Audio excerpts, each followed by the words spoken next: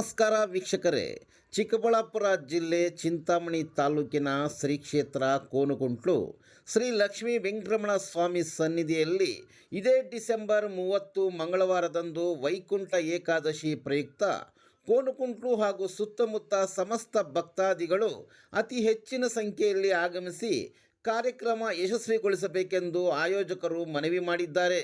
ಈ ವರ್ಷ ವಿಶೇಷವಾಗಿ ನಿರ್ಮಿಸಲಾದ ವೈಕುಂಠ ದ್ವಾರದ ಮೂಲಕ ಸಾಗಿ ದೇವರ ದರ್ಶನ ಪಡೆಯಲು ಸಕಲ ಸಿದ್ಧತೆಗಳನ್ನು ಮಾಡಿಕೊಳ್ಳಲಾಗಿದೆ. ಸುಮಂಗಳಿರೆಯಿಂದ ಪೂರ್ಣ ಕುಂಭದೊಂದಿಗೆ ಗಿರಿ ಪ್ರದಕ್ಷಿಣೆ, ದಿನವಿಡೀ ಭಕ್ತಾದಿಗಳಿಗೆ ಅನ್ನದಾನ ಹಾಗೂ ಪ್ರಸಾದ ವ್ಯವಸ್ಥೆ ಕಲ್ಪಿಸಲಾಗಿದೆ. ಕೋನಕುಂಟ್ಲು ಮಹಾಕ್ಷೇತ್ರದ ಸುಮಾರು ವರ್ಷಗಳಿಂದ ವೈಕುಂಠ ಏಕಾದಶಿ ವಿಜೃಂಭಣವಾಗಿ ನಡೆಸ್ತಾ ಇದ್ದೆವು. ನಮ್ಮ ಕೋನಕುಂಟ್ಲು ಸುತ್ತಮುತ್ತಲಿನ ಎಲ್ಲ ಹಳ್ಳಿಗಳಲ್ಲಿ ಜನರು ಸದಸ್ಯರು ಬಂದು ಪೂರ್ವ ಸಭೆ ಸುಮಾರು 4 ಸಭೆಗಳನ್ನು ಮಾಡಿ ಎಲ್ಲ ಹಳ್ಳಿಗಳಿಂದ ಪ್ರಮುಖರನ್ನು ಕರೆಸಿ ಪೂರ್ವಭಾವಿ ಸಭೆಯನ್ನು ಮಾಡಿ ಇವತ್ತಿಗೆ ಮೊದಲನೇ ಹಂತಕ್ಕೆ ಬಂದಿದೆ. ಈ ವೈಕುಂಠ ಏಕಾದಶಿಯಲ್ಲಿ ಇಲ್ಲಿ ಸುಮಾರು 10-15 ಸಾವಿರ ಜನ ಸೇರ್ತಾರೆ. ಆವತ್ತಿನ ದಿನ 4 ಗಂಟೆಗೆ ಮಹಾಮಂಗಳಾರತಿ ಇರುತ್ತೆ. ಮತ್ತು ವೈಕುಂಠ ದ್ವಾರದಲ್ಲಿ ಎಲ್ಲ ಭಕ್ತಾದಿಗಳಿಗೆ ದೇವರ ದರ್ಶನ ಇರುತ್ತೆ. ಆದ್ದರಿಂದ ಆವತ್ತಿನ ದಿವಸದಲ್ಲಿ ನಮ್ಮ ಎಲ್ಲ ಸುತ್ತಮುತ್ತಲಿನ ಇಂಥ ಊರಂತಲ್ಲ, ನಮ್ಮ ಸುತ್ತಮುತ್ತಲಿನ ಎಲ್ಲ ಊರಿನ ಪ್ರಮುಖರು ಸದಸ್ಯರುಗಳೆಲ್ಲ ಬಂದಿದ್ದಾರೆ. ಅವರ ಸಮ್ಮುಖದಲ್ಲಿ ಸುಮಂಗಳಿರಿಯಿಂದ ಗಿರಿ ಪ್ರದರ್ಶನ ಸುಮಾರು 7.5 ಕಿಲೋಮೀಟ್ರು ಕಳಿಸಿದ ಗಿರಿ ಪ್ರದರ್ಶನ ಇರುತ್ತೆ. ಅವರಿಗೆ ನೈವೇದ್ಯ ಸಲ್ಲಿಸಿ ತಮ್ಮ ಮನೆಗಳಿಗೆ ಸೇರ್ತಾರೆ. ಆವತ್ತಿನ ಬೆಳಗ್ಗೆ 6 ಗಂಟೆಯಿಂದ ರಾತ್ರಿ 10 ಗಂಟೆವರೆಗೂ ಊಟದ ವ್ಯವಸ್ಥೆ ಮಾಡಲಾಗುತ್ತೆ. ಭಕ್ತಾದಿಗಳೆಲ್ಲರಿಗೂ ಸುತ್ತಮುತ್ತಲಿನ ಎಲ್ಲ ಹಳ್ಳಿಗಳ ಭಕ್ತಾದಿಗಳಿಂದ ಈ ಸಹಾಯ ಇರುತ್ತೆ.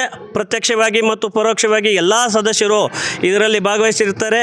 ಅವರಿಗೆಲ್ಲರಿಗೂ ಸುತ್ತ ಮತ್ತು ಈ ಕಾರ್ಯಕ್ರಮದಲ್ಲಿ ಆಯಾ ಸದಸ್ಯರಿಗೆ ಒಂದೊಂದು ಕೆಲಸವನ್ನು ವಹಿಸಿರ್ತೀವಿ.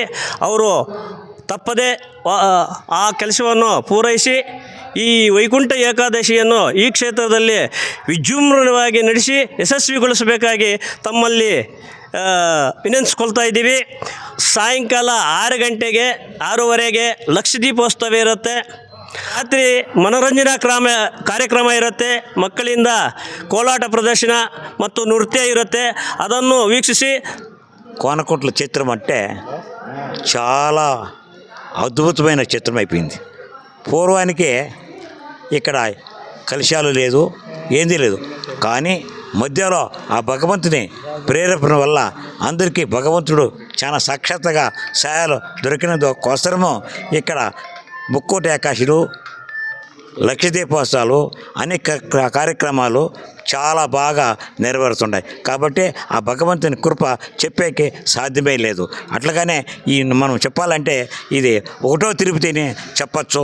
అట్లాగా ఈ భగవంతుని ప్రేరేపణ వల్ల చాలా జనాలకి కోరికలు తీరి వాళ్ళు తొందరలు పోగొట్టుకునే అట్లా శక్తి ఉండే మన కోనకుంట రాయుడు, మన నరసింహస్వామి గారు ఇక్కడ దర్శినారు.